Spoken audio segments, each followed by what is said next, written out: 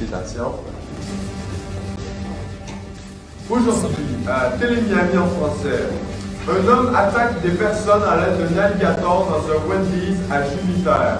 Des enfants se font harceler dans un parc pour savoir comment on fait des bébés par un délinquant. Et finalement, un membre du Ku Klux Klan attaque une drag queen à l'aide d'une torche tiki et se présente maintenant à la course à la mairie.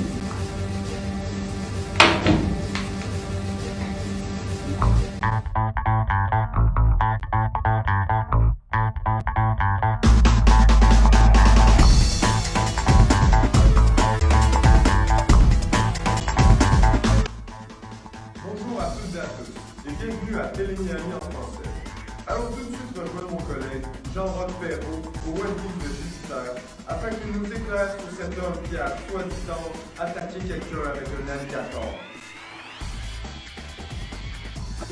Alors, oui, bonjour Jean-Roch. On voudrait en savoir plus sur ce qui s'est passé dans un Wendy's dans le Wendy's de Jupiter. Pouvez-vous nous en dire un peu?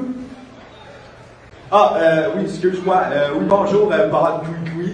Alors, moi, ce serait d'ici qu'un homme aurait lancé un alligator à travers la fenêtre d'un service au volant de Wendy's. Les détails sont encore en train de rentrer, mais on sait qu'une plainte a été déposée à la cour locale. Les détails sont encore en train de venir, alors je vais vous tenir au courant. Merci. Merci Jean-Roch. Maintenant, passons à la météo. Jean-Maurice Poisson, qu'avez-vous pour nous cette semaine?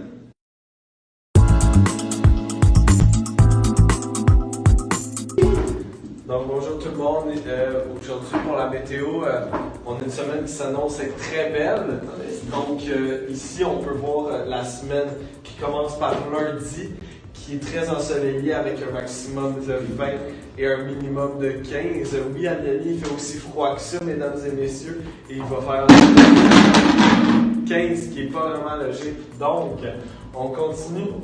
Ici, il va faire encore ensoleillé. Dans le fond, il fait ensoleillé toute la semaine. Je suis vraiment fier de vous. À la prochaine. Merci beaucoup Jean-Maurice pour cette météo. On va avoir une très belle semaine. Maintenant, appelons Shanae Bamboui.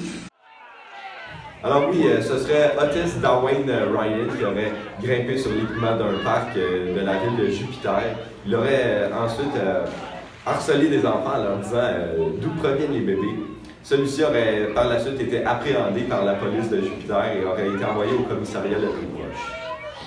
Et pouvez-vous nous en dire un peu plus sur sa situation au moment où on se parle? À ce moment, les informations sont encore en train de rentrer. Nous ne savons pas vraiment ce qui se passe, et étant donné qu'il y a une investigation sur le passé de ce jeune homme. Merci beaucoup, Shanae. Très intéressant. Maintenant, un autre envoyé spécial à Miami Beach. Slap Quisha, pouvez-vous nous en dire plus sur ce membre du Ku Klux Klan qui semble avoir attaqué d'une manière dont je ne saurais décrire une personne? Merci beaucoup. Alors oui, Slap Quisha en direct de Miami Beach. Ce serait vers 10h hier soir qu'un homme aurait agressé une drag queen alors qu'il était habillé en Ku Klux Klan.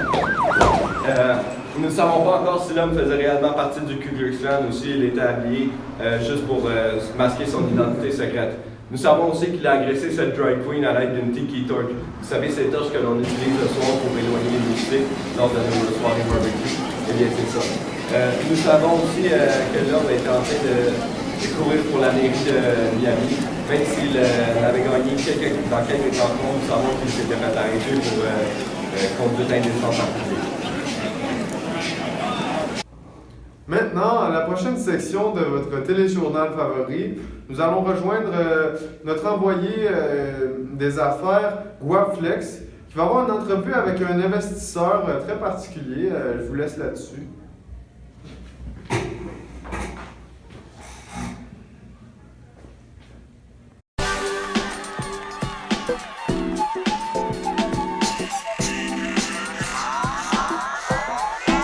Cette année, Facebook, le premier réseau social mondial, a perdu beaucoup d'investisseurs.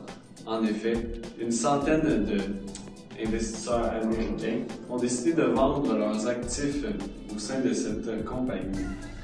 Donc, Facebook a perdu environ 37% de ses investisseurs. Puis je suis ici avec M. Aubé, ex-investisseur dans Facebook, qui va nous en dire plus.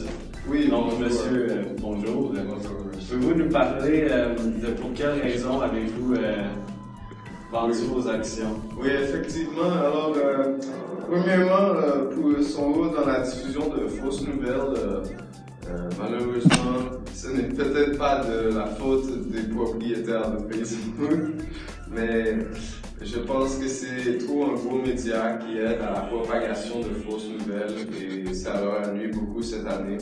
Ensuite, avec l'affaire Cambridge Analytica, ça leur a beaucoup nuit. Pour ma part, c'est ce qui m'a fait déborder le vase de Lagoon Joe.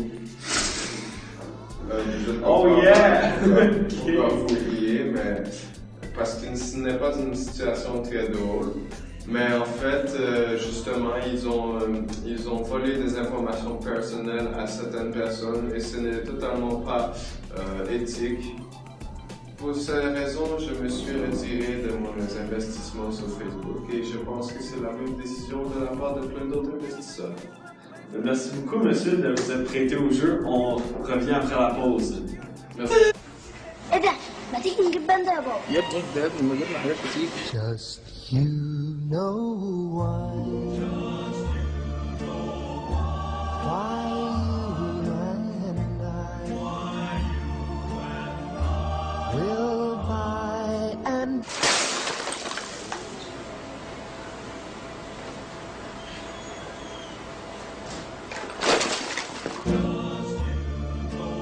باندا ما يتقلهاش لا. Maintenant, pour conclure le téléjournal d'aujourd'hui, nous allons rejoindre notre journaliste sportif, Jean-Gabriel Caron, et c'est lui qui va enfin conclure l'émission en vous disant un petit fait assez insolite de la journée. Merci beaucoup. À vous, Jean-Gabriel.